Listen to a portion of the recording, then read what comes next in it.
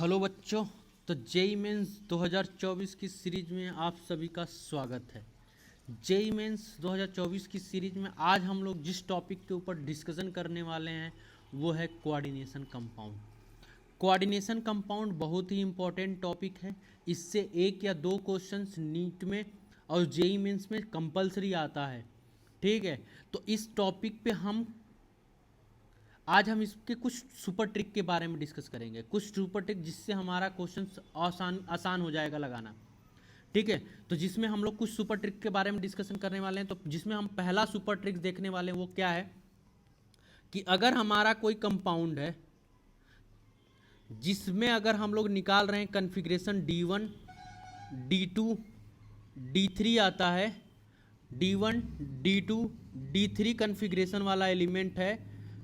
ठीक है, कन्फिग्रेशन वाला एलिमेंट है। तो उस केस में अगर वो कंपाउंड वीक फील्ड लिगेंड है या फिर स्ट्रॉन्ग फील्ड लिगेंड है, कोई अंतर नहीं आएगा, सबके लिए हाइब्रिडाइजेशन सेम आएगा। हाइब्रिडाइजेशन क्या आएगा? सेम आएगा। अगर कोऑर्डिनेशन नंबर 6 है तो हाइब्रिडाइजेशन आएगा क्या? D2sp3 सेम आएगा, चाहे वो वीक फील्ड लिगेंड हो चाहे वो स्ट्रॉन्ग फील्ड लिगेंड हो, उनके लिए हमारा क्या आएगा? हाइब्रिडाइजेशन आएगा D2sp3।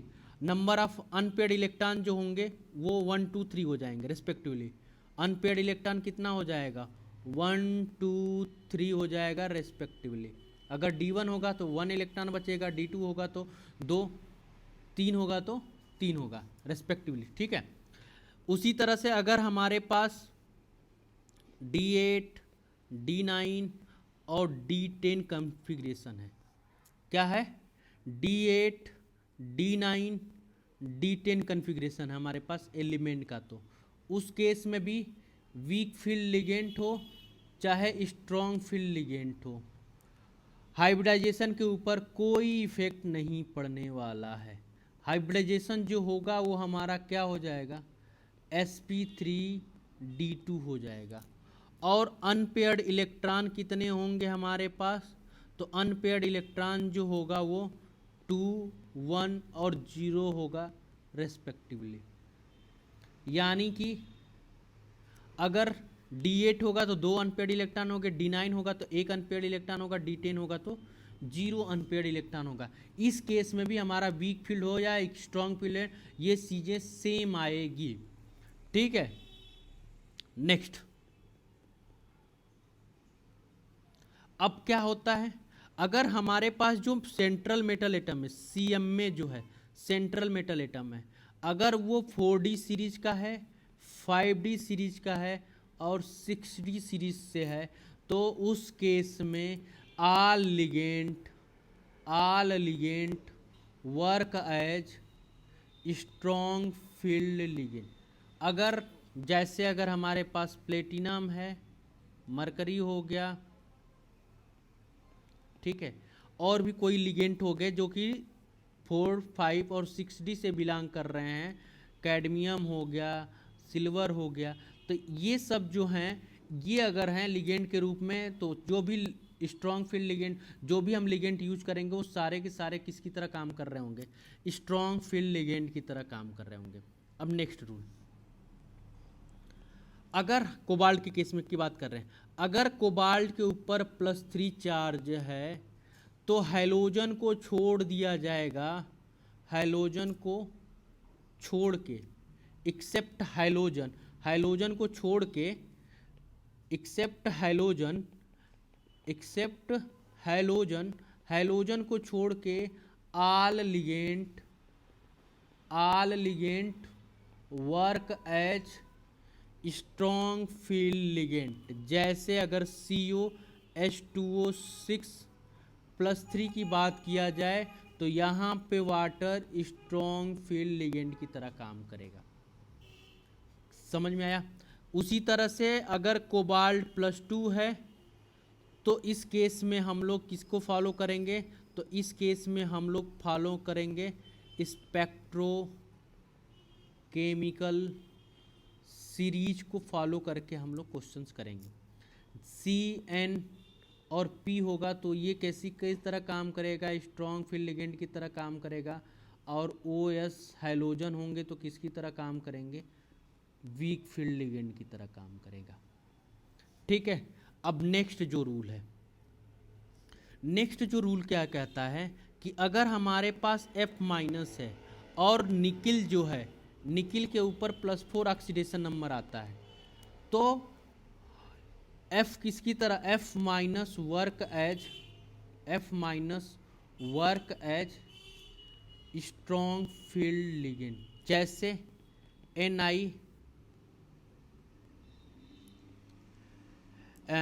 NiF6 और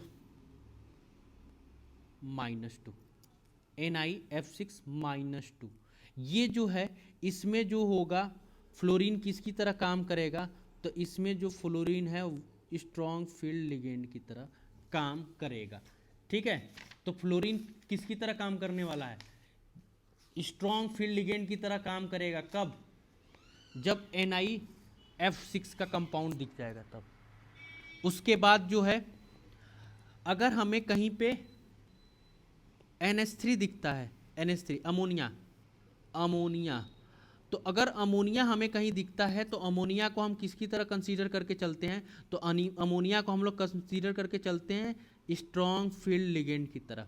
बट अगर कहीं पे हमें क्रोमियम +2 दिखा, Mn+2 दिखा, Fe+2 दिखा, तो उस केस में ये किसकी तरह काम करेगा, तो उस केस में ये वीक फील्ड लिगेंड की तरह काम करेगा। जैसे अगर हमें कहीं पे MnH2O6+2 की बात कर दिया जाए तो, या फिर क्रोमियम H2O6 की बात कर दिया जाए तो, देखो यहाँ पे Mn का ऑक्सीडेशन नंबर कितना आ गया, +2, तो यहाँ पे वाटर लेके चले, अमोनिया लेना था, NH3, ठीक है, NH3।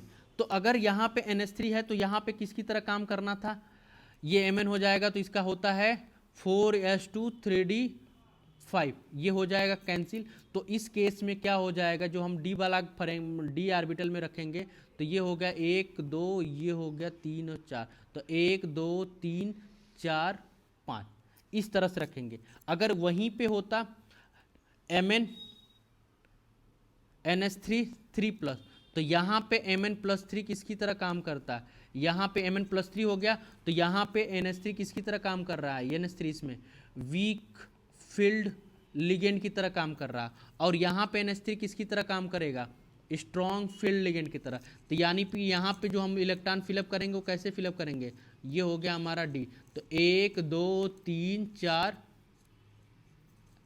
होगा, D4 हो जाएगा, एक इलेक्ट्रॉन चला जाएगा। तो Mn+3 में इलेक्ट्रॉन कैसे हो जाएगा यहाँ पे, तो यहाँ पे क्या हो जाएगा, पेयरिंग होगा, और यहाँ पे पेयरिंग नहीं होगा। क्यों, क्योंकि यहाँ पे अमोनिया किसकी तरह काम कर रहा होगा, वीक फील्ड लिगेंड की तरह काम कर रहा होगा। और एक लास्ट रूल, जैसे अगर कोऑर्डिनेशन नंबर 4 की बात करें, कोऑर्डिनेशन नंबर 4 है, अगर D8 कन्फिग्रेशन है, अगर कोई एलिमेंट है या मेटल है जिसका कन्फिग्रेशन क्या आ रहा है, D8 कन्फिग्रेशन आ रहा है, और उसके साथ जो लिगेंड लगा हुआ है, लिगेंड जो है वो स्ट्रॉन्ग फील्ड लिगेंड से बिलोंग करता है, तो उस केस में जो हाइब्रिडाइजेशन बनेगा वो हाइब्रिडाइजेशन क्या हो जाएगा, तो उस केस में हाइब्रिडाइजेशन जो होता है वो बन जाएगा DsP2, और ज्योमेट्री जो होगी वो क्या हो जाएगी, तो ज्योमेट्री हो जाएगी हमारा स्क्वायर प्लेनर।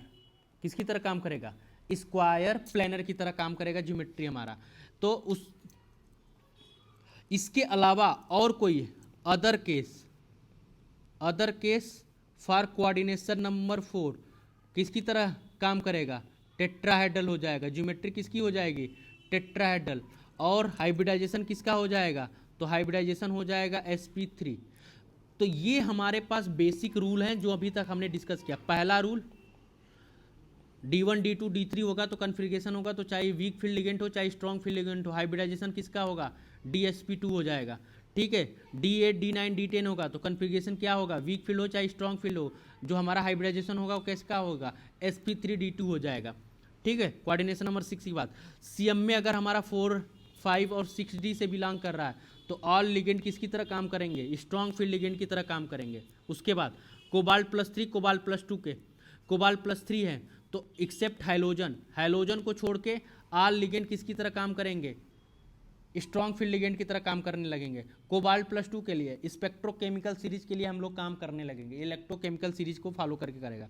वहीं पे F- है Na+4 के साथ किसकी कैसा काम करेगा, स्ट्रॉन्ग फील्ड लिगेंड की तरह काम करने लगेगा। NH3 अमोनिया जो कि स्ट्रॉन्ग फील्ड लिगेंड होता है but chromium +3 chromium +2 Mn+2 Fe+2 इसकी तरह काम करेगा, वीक फील्ड लिगेंड की तरह। अब कोऑर्डिनेशन नंबर 4 पे आ जाते हैं। अगर D8 कन्फिग्रेशन है, लिगेंड हमारा क्या है, स्ट्रॉन्ग फील्ड लिगेंड है, तो जो हमारा कंपाउंड होगा वो कैसा हो जाएगा, हाइब्रिडाइजेशन उसका DsP2 हो जाएगा। ज्योमेट्री कैसी होगी, स्क्वायर प्लेनर होगा।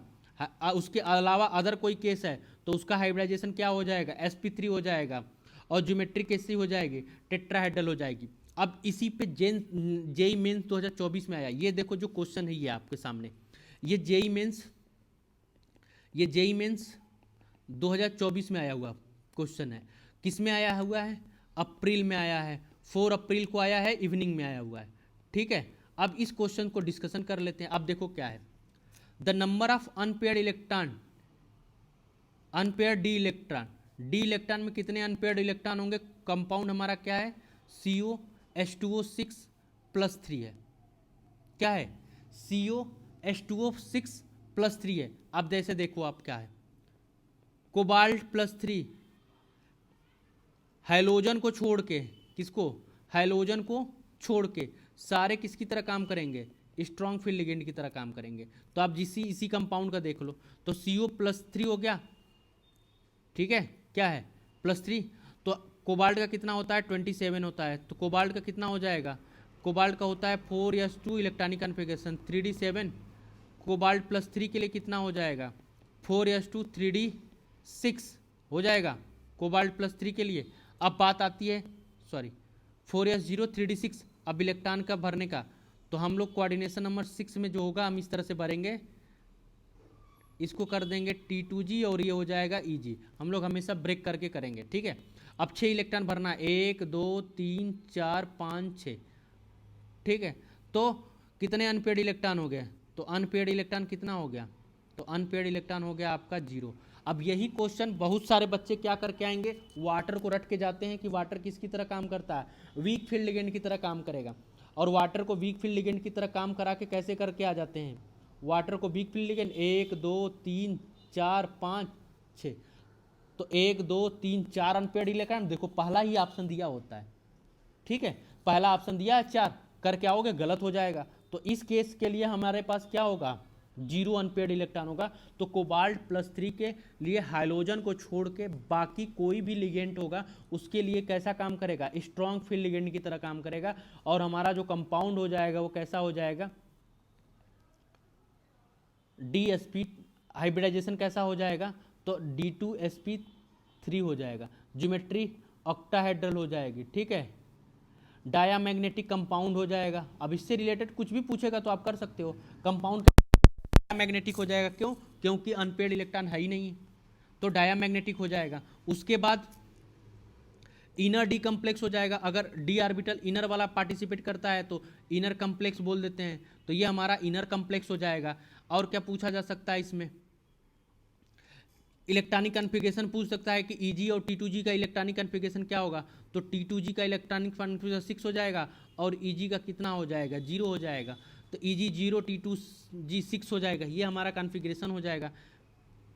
ठीक है, अब इससे रिलेटेड और क्या पूछ सकता था, number of unpair, number of, इसका मैग्नेटिक मोमेंट पूछेगा तो मैग्नेटिक मोमेंट कितना आ जाएगा 0 हो जाएगा, क्योंकि डायामैग्नेटिक है। तो डायामैग्नेटिक का मैग्नेटिक मोमेंट कितना होता है 0, बोहर मैग्नेटन BM होता है।